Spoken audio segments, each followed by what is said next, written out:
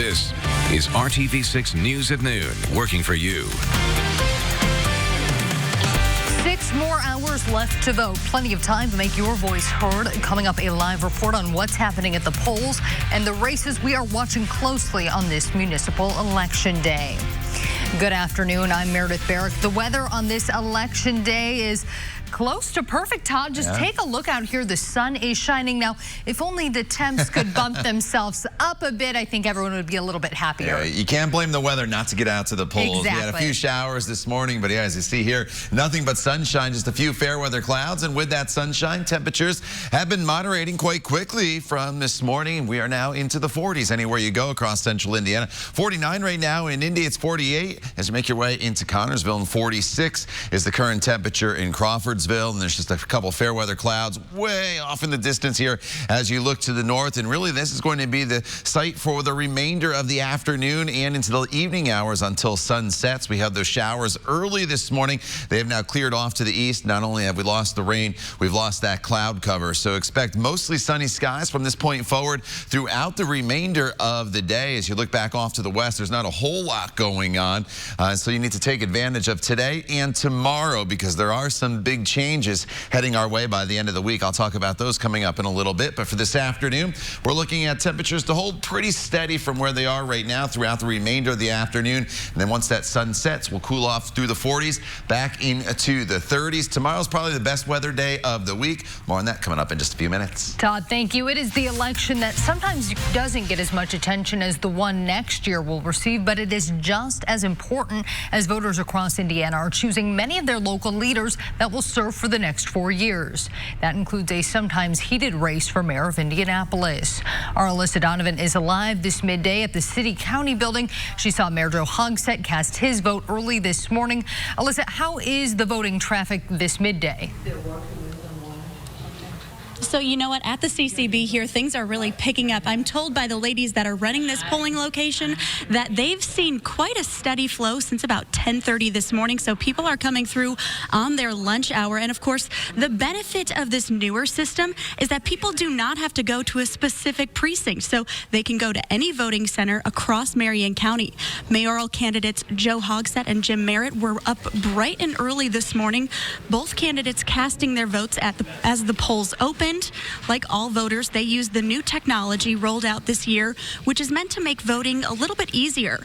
The touchscreen Express Vote system allows voters to visit any voting center and cast their ballot. After casting their ballot this morning, the mayoral candidates, each had a final message for voters.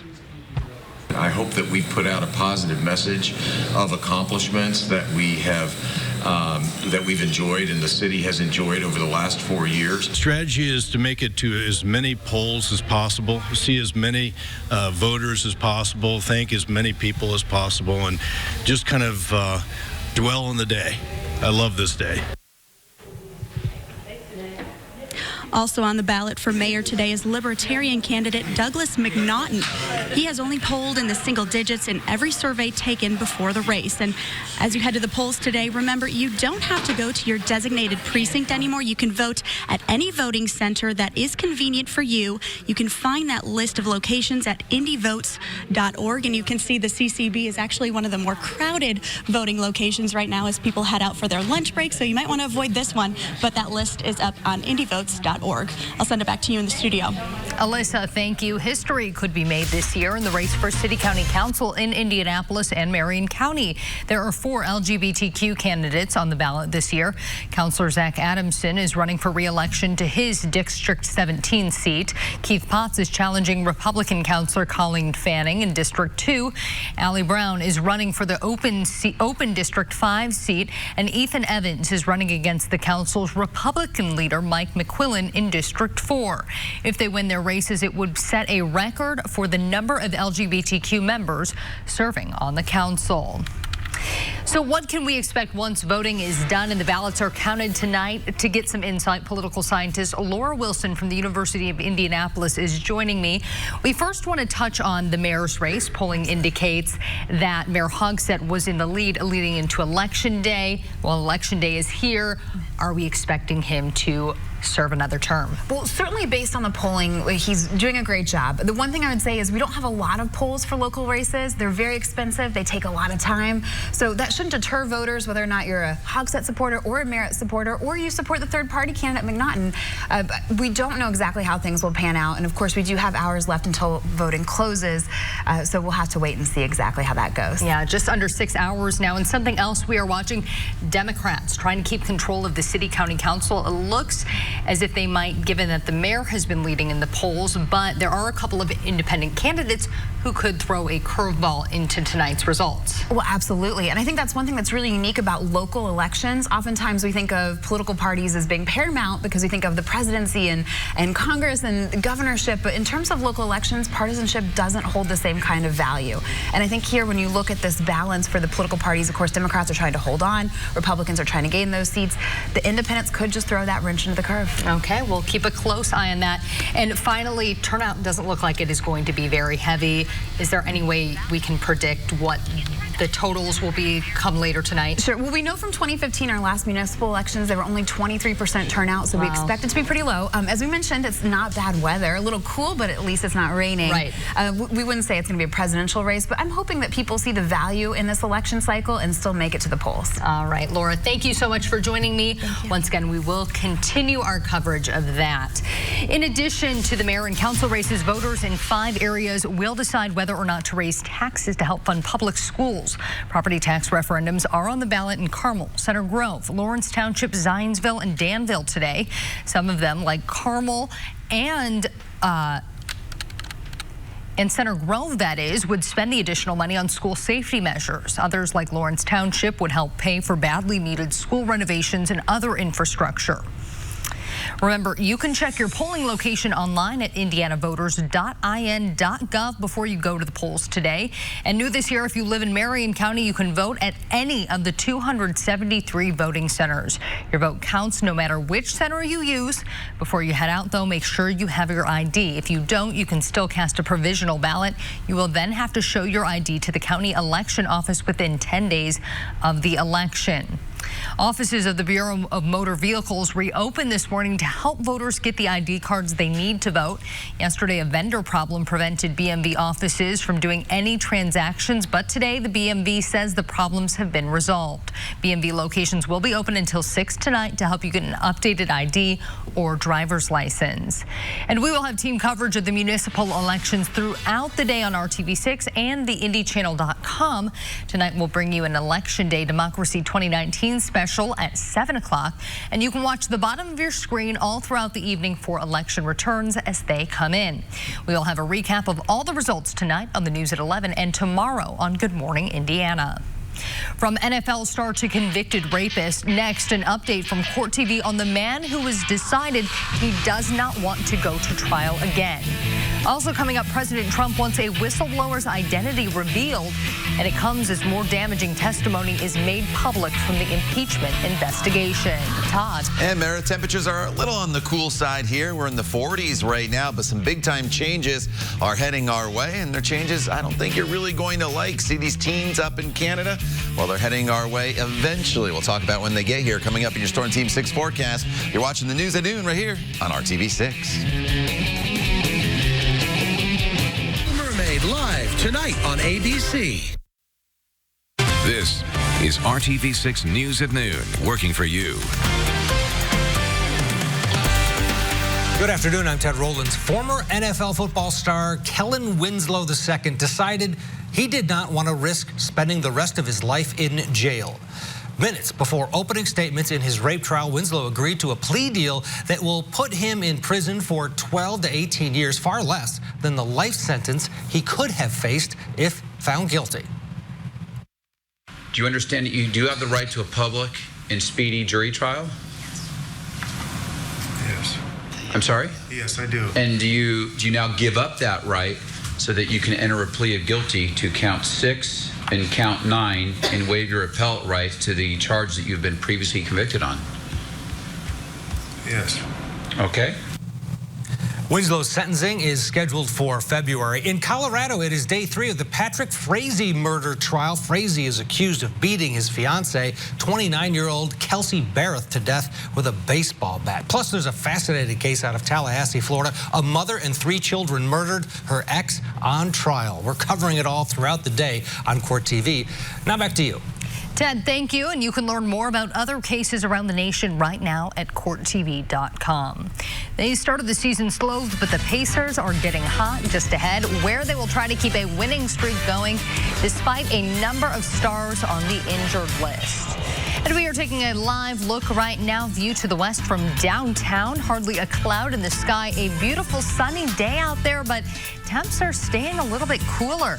Meteorologist Todd Clausen will have your full Storm King 6 forecast coming up after the break. You're watching the news at noon on RTV6. 800-800-8888.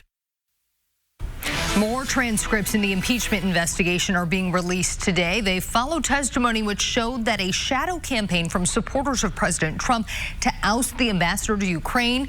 She says because she wouldn't pressure the country to investigate Trump's political opponents. ABC Serena Marshall has more. They are 2 of the men at the center of the impeachment probe who testified behind closed doors just weeks ago.